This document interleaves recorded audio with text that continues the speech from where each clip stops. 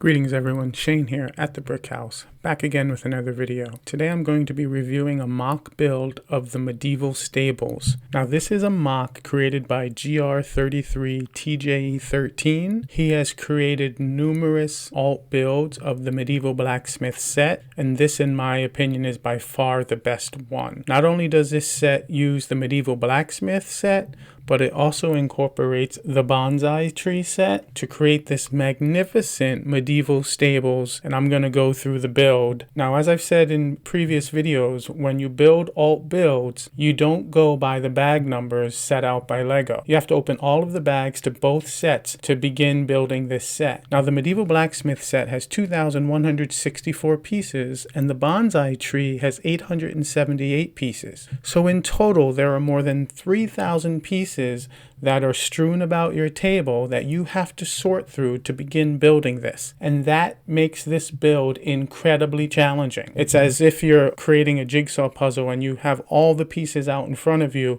and you have to sort through and find the right piece that goes to what you're looking for. So this made this an incredibly challenging build, trying to sort through more than 3,000 pieces. In addition, I can tell you that the instructions are good, but they're not great. There are often times when the instructions are confusing or unclear, and it takes a bit of time figuring it out and going back and fixing things because it's unclear which part to use. But as you can see, the end result is an absolute masterpiece. If this was a Lego set, a 3,000 piece Lego set, it would probably take me 5 or 6 hours to build. This mock took me between 12 and 15 hours to build just because it was so complicated looking through 3,000 pieces trying to find the right piece, and the instructions, as I said, weren't always clear. So I would not recommend this build for children or even young people or novices or anyone new to Lego. This build is definitely for the experienced Lego builder who really wants a challenge. Sometimes when you build alternate builds, there are a lot of illegal build techniques or some things that aren't always put together as well as they should be. But I can tell you that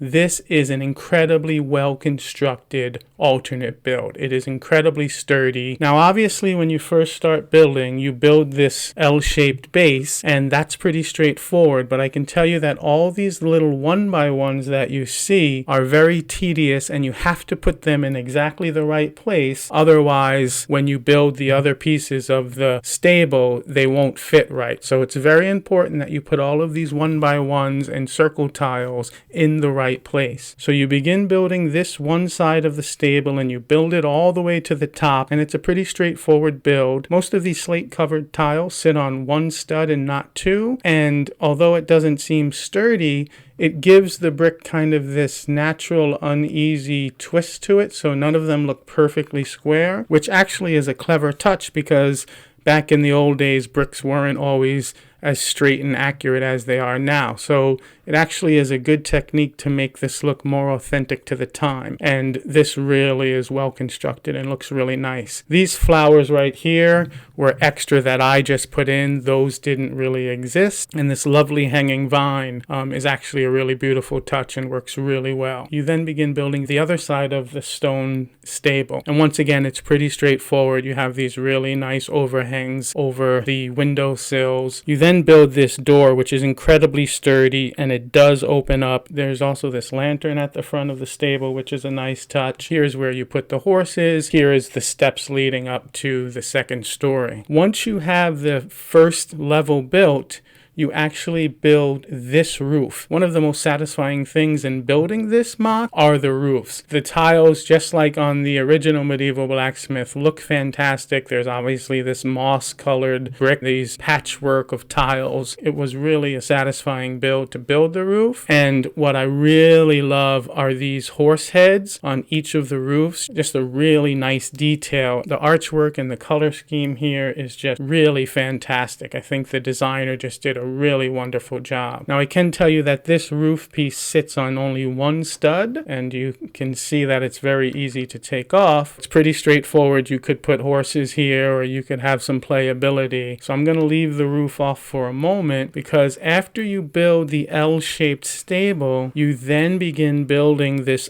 upper piece. As you can see, the details are reminiscent of the original Medieval Blacksmith. You have this really nice roof, and actually this chimney is kind of the last thing you put on the house, but it's a really nice looking chimney. Once again, you have these horse heads on either side of the top piece, and just this wonderful scroll work, and these windows do open up. And so you can see here inside, as you walk in through the door, there is a place where he eats and entertains his friends. There is a table with food and drink. And of course, he has his weapons display case where he has a battle axe and an axe and a sword. And here, every blacksmith has a treasure. So this piece is really well done, really well designed. And of course, all the windows do open up. And so then this piece rests on these two plates.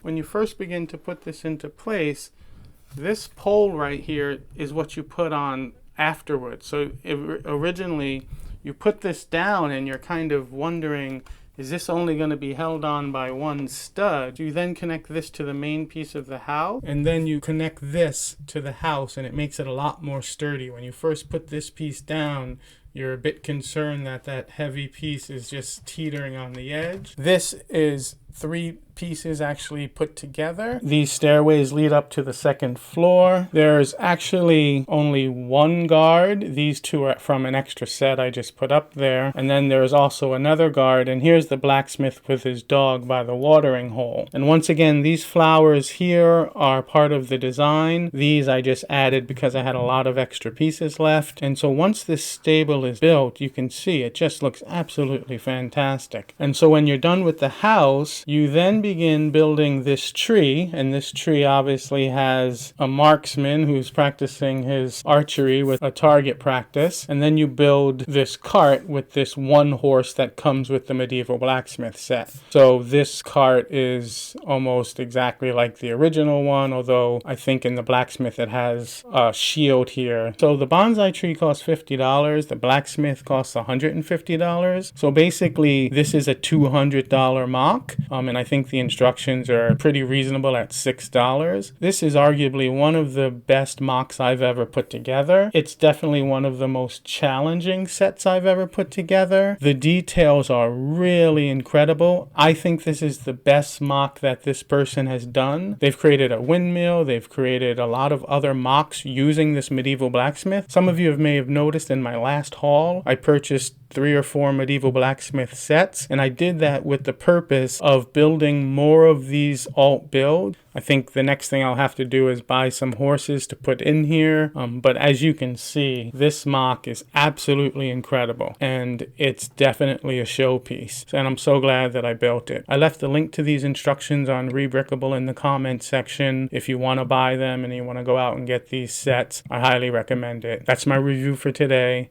Don't forget to hit the like and subscribe button, and I'll see you next time.